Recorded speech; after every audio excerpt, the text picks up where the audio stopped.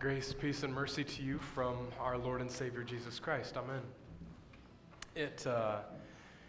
It was December 9th in 2004. Kind of a beautiful morning, really, for a December morning. It was nice. This was a Tennessee morning. This was years ago when we lived down in Tennessee. It was a good morning. Got up, went off to a Bible class, and at a restaurant with a number of guys. Penny was home, and things were nice. Things were nice because for a lot of different reasons, but things were nice in the church too. God had allowed us to start a church about 2 years previous to this day, and the church was doing well. God had provided some growth. He had provided a nice little church building and a parsonage right next door where we lived. It's a nice little community. This morning, good morning, I left. Penny was sitting at home, and she heard sirens coming. And they were getting closer and closer, and finally the fire trucks pulled up right outside. She looked out and saw them and was concerned for the church. By the time she would get the keys out, they had already broken down the doors of the church. And soon after, they were pulling down ceiling and fighting the fire that was going across the attic of the church building. This was the beginning of a very long day.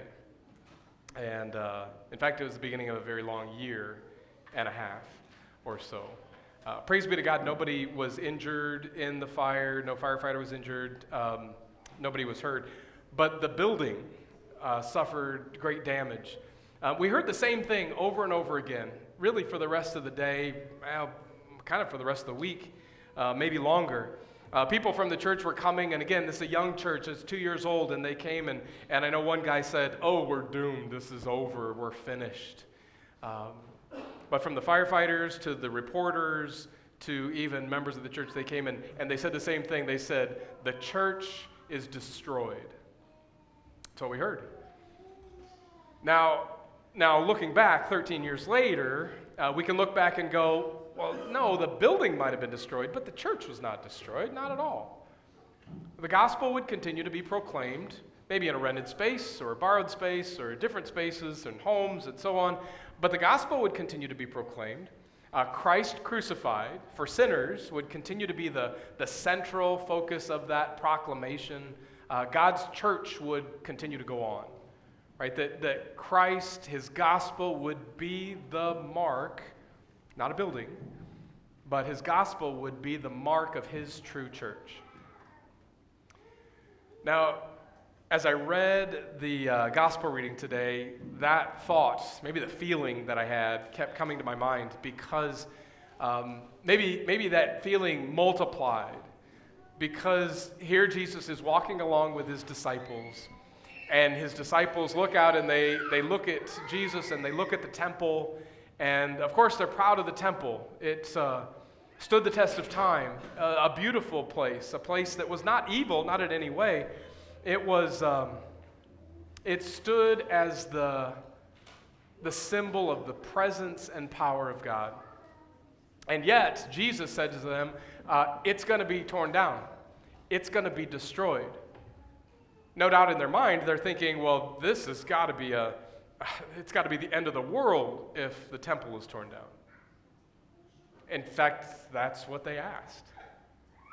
They didn't say much at the time, and you can imagine that they were shocked at Jesus' words, but there later at the Mount of Olives, they come to Jesus privately, and they ask that question. What will be the signs that you would return and bring about the end of the age? Or as our New Living Translation rightly translates it, what will be that time where you will come and bring about the end of the world? In their mind, if the temple is destroyed, that symbolizes the end of the world. It's over. They're doomed. We're done. The church is finished, right? We're destroyed. Well, Jesus actually responded to them in a way that maybe they didn't expect, certainly that didn't give them a great amount of comfort, not immediately. You heard the reading, right? They come to Jesus and he confirms that yes, the temple would be destroyed, but then he goes on to say a whole lot more.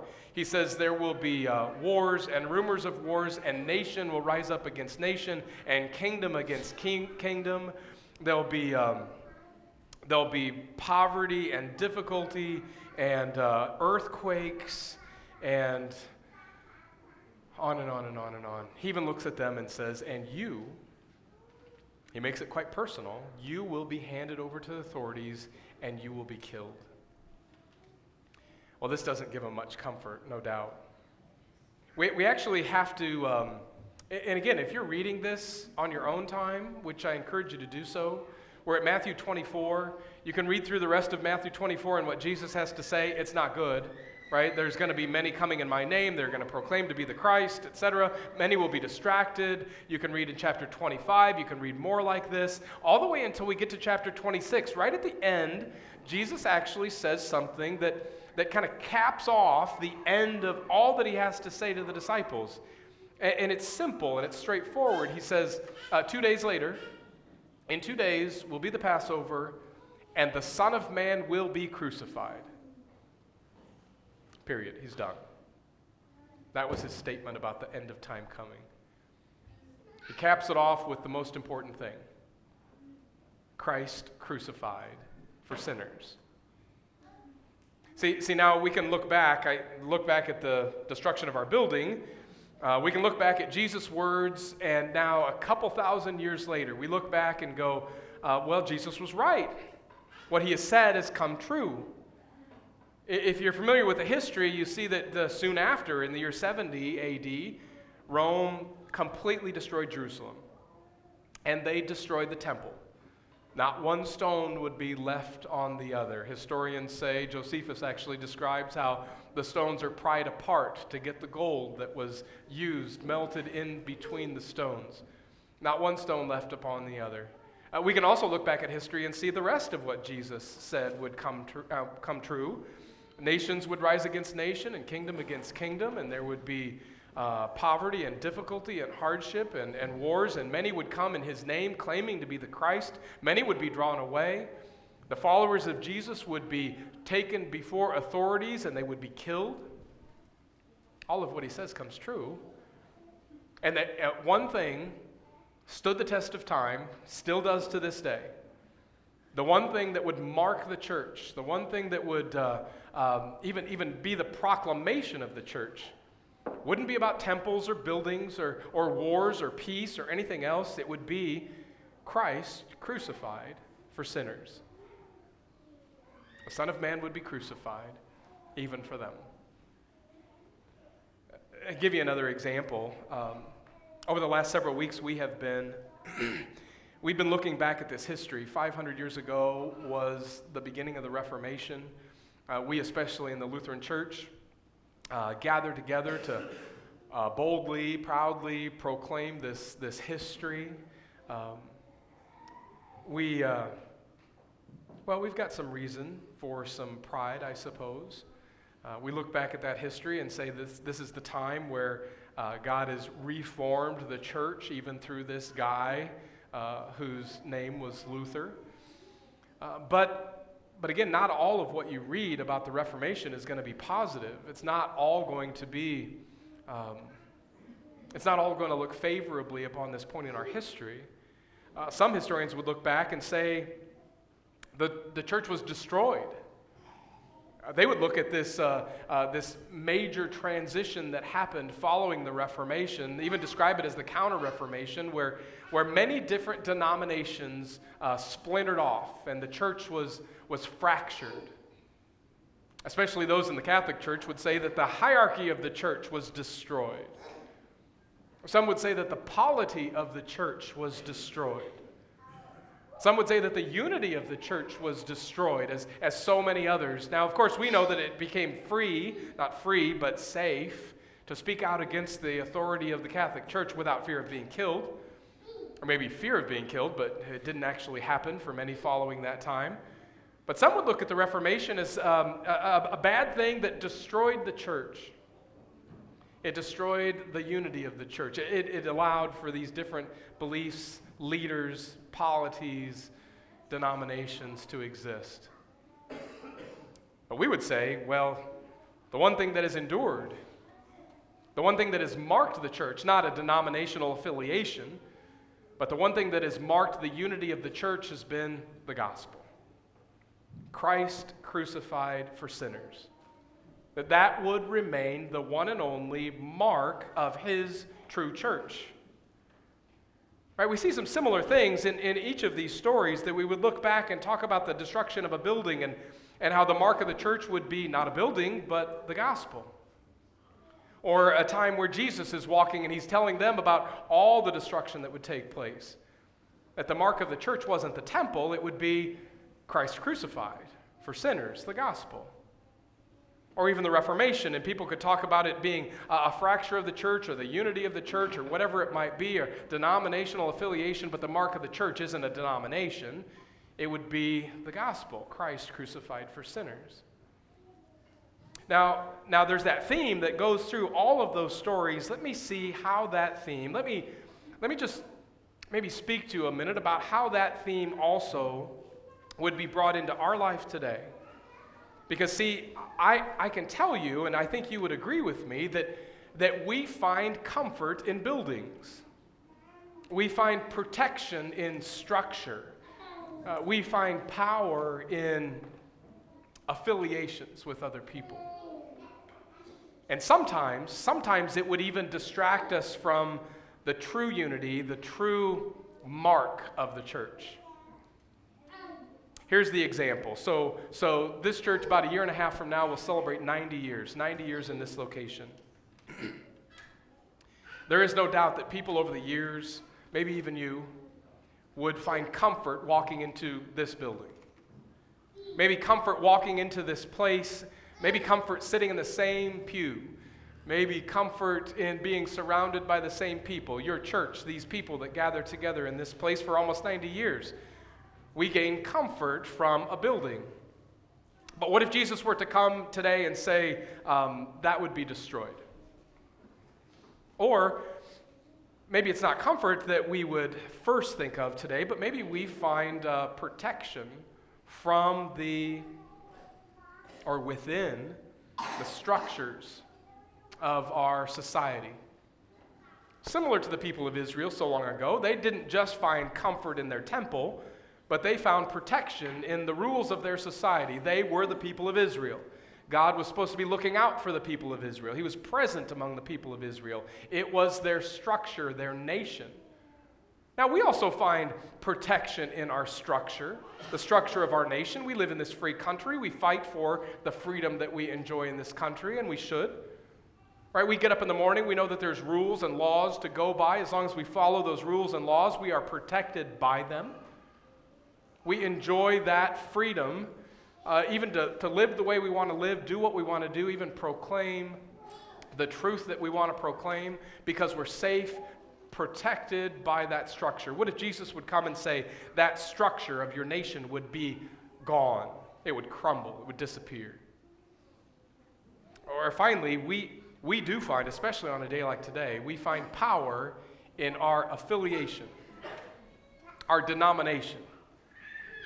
In a few hours, Penny and I are going to go out to Seward, Concordia. There's a Reformation service.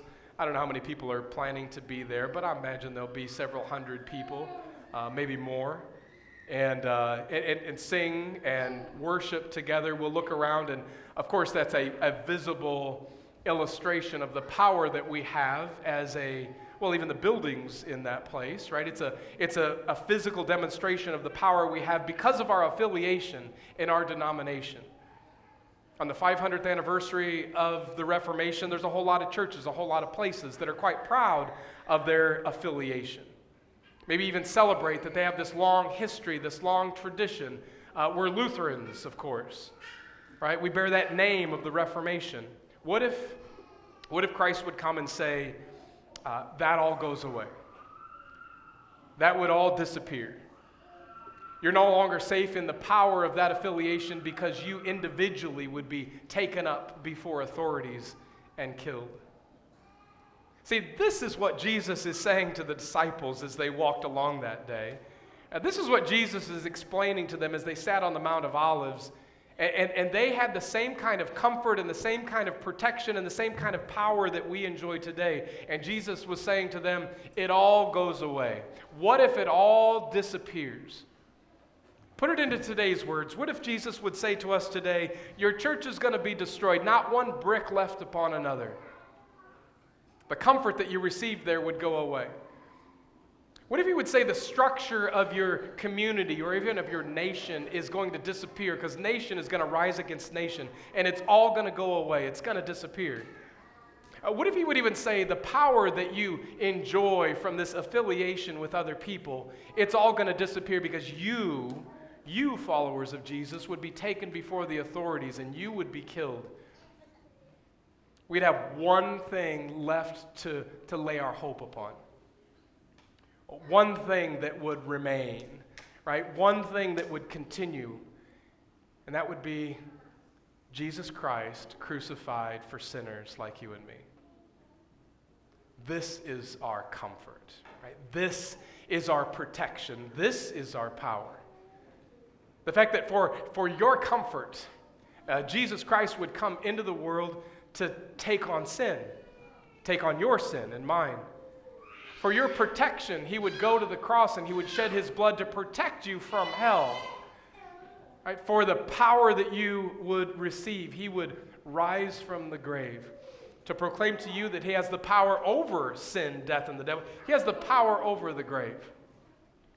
See, this is what marks us. It's the mark of his true church. It's the gospel of Jesus Christ crucified for sinners like you and me. Now, don't get me wrong. Until that day he comes, and we don't know when that will come, we will enjoy the comfort of this building, I hope, for many years to come. We will enjoy, I pray, the protection that we have in the structures of our society. I would pray that we would enjoy the power of being affiliated with like-minded people who continue to proclaim the gospel, no doubt about it. And that's something that we enjoy, and that's something that we receive from God's hand. However, we don't center our church upon them. You are marked by the gospel of Jesus Christ. He's marked his church, you, marked through the waters of baptism, as he marked you as one who's redeemed by him. Right? You are marked as the true church of God, as you trust in him, and that by God's grace through faith in Jesus Christ, you have forgiveness of sins. Marked with that forgiveness, even by the sign of the cross. And you, my friends, when that last day comes, even if you are laying in your grave or you're scattered as dust upon the earth, you would still be marked as God's true church. Not by a building, not by a comfort or a protection or a power, but you would be marked as God's true church as he calls us by name, even through the gospel, because you've been marked by the blood of Jesus Christ, the one who came to die, to be crucified for sinners like you and me. Praise be to God that he indeed marks you. He marks us. He marks us as his true church through the gospel. Amen. It's great to worship with you again today. We continue our worship as we give our tithes and offerings, that his work would continue to thrive in this place. Amen.